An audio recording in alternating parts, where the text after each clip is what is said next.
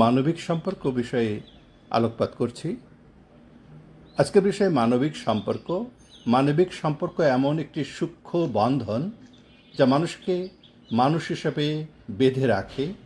একজন মানুষ আরেকজনের সঙ্গে কেবল রক্তের সম্পর্কে নয়, ভালোবাসা, সম্মান, সহানুভূতি এবং পারস্পরিক শ্রদ্ধার মাধ্যমে যুক্ত থাকে।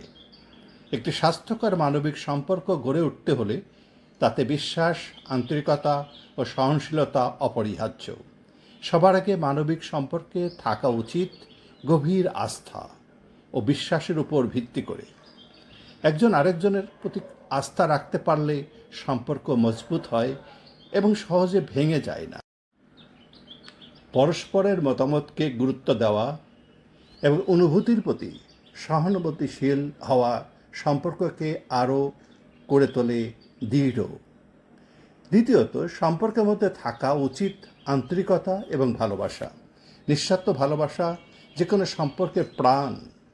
যে কেউ কেবল নিজের স্বার্থে সম্পর্ক গড়ে তোলে সেই সম্পর্ক দীর্ঘস্থায়ী হয় না।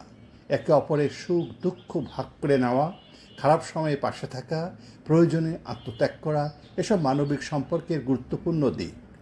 তৃতীয়ত, পারস্পরিক সম্মান ও সহনশীলতা একটি সম্পর্ককে উন্নত করে তোলে। মানুষ ভুল করতেই পারে, মতভেদ থাকতেই পারে, কিন্তু সেই ভুলকে ক্ষমা করা এবং ভিন্ন মতকে শ্রদ্ধা করা সম্পর্কের স্থায়িত্ব বাড়ায়। অহংকার, অবজ্ঞা এবং হিংসা সম্পর্কের বিস্ফোরা, যা ধীরে ধীরে ভালোবাসাকে বন্ধনকে দুর্বল করে তোলে। মানবিক সম্পর্ক কেবল পরিবার বা বন্ধুদের মধ্যেই সীমাবদ্ধ নয়, সমাজের সকল স্তরে এই সম্পর্কের গুরুত্ব অনস্বীকার্য। কর্মক্ষেত্রে, প্রতিবেশী, যে কোনো সামাজিক পরিসরেও মানবিক সম্পর্ক সৌহার্দ্য, সহযোগিতা ও শান্তি বজায় রাখতে সাহায্য করে। সবশেষে বলা যায়, মানবিক সম্পর্ক গড়ে তুলতে হলে চাই মনের বিশুদ্ধতা, দায়িত্ববোধ এবং আত্মসমর্পণের মানসিকতা।